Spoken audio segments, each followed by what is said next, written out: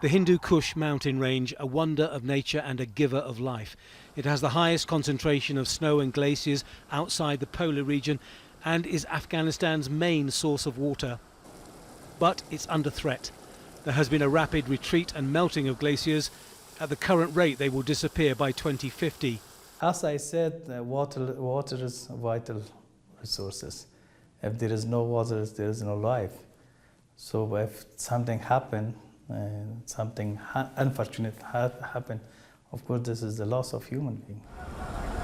Melting glaciers are not the only problem. 40 years of conflict and neglect have taken a toll on an antiquated water and sanitation system.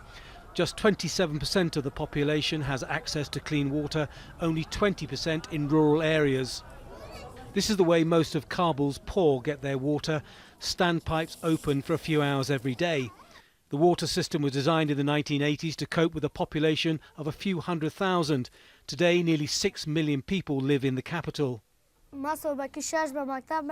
I go to school at 6 o'clock in the morning, and when I return, I have to carry water buckets to my home up the hillside, and for that reason, I'm too tired to do my homework.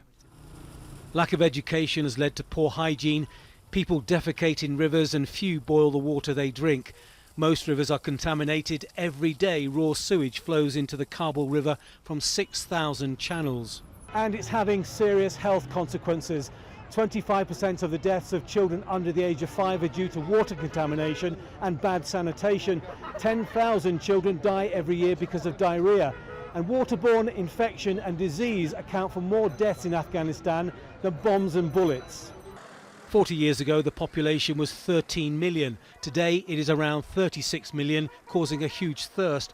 But a shortage of reservoirs and pumping stations means just 30% of water is retained.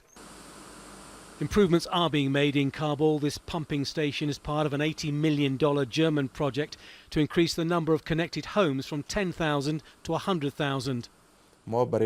We still need technical and financial support from the international community in the sectors such as improving water management and for increasing capacity.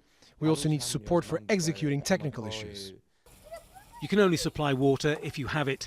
And because of the melting glaciers, Afghanistan has just over 30 years to come up with a solution to its predicted water loss before nature turns off the tap. Tony Birtley, Al Jazeera, Kabul.